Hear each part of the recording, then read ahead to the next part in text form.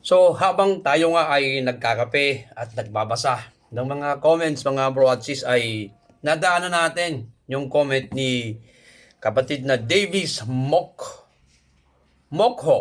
Yan. Pero tingnan natin kung sasang-ayon kayo. Brother, ang DSCB ay history na lang, kapatid sa ating kapatiran. Kasama ng Magic, sila ang pinagkukunan natin ng lakas at inspirasyon upang mahubog tayo sa pagiging guardians natin. So, tama po yun, no? Tama po yun. Ang ating history ay sila dapat ang ating pinagkukunan ng inspirasyon, motivation, lakas, at mabuting kaisipan para po ipagpatuloy natin ang ating magandang layunin sa ating bayan. Ngunit, nang nakausap natin si DS3 UPMF Percival, ay natanong natin kung nasaan yung mga DCSB, yung mga DSCB natin, yung mga Jobless Squad Crime Buster. Kasi naniniwala ako, may mga maraming comment dyan, Iisa-isa natin yung mga comment na nag-aantay lang ang mga DSCB, Nag-aantay lang.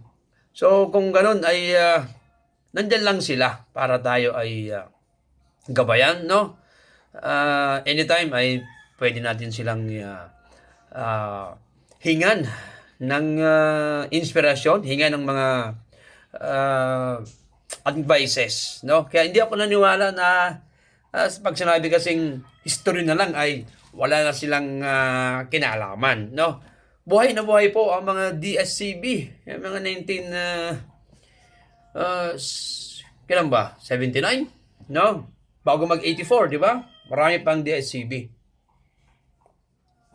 Well, in fact, sabi ni DS3, UPMF Percival ay marami siyang nakausap ng mga DSCB.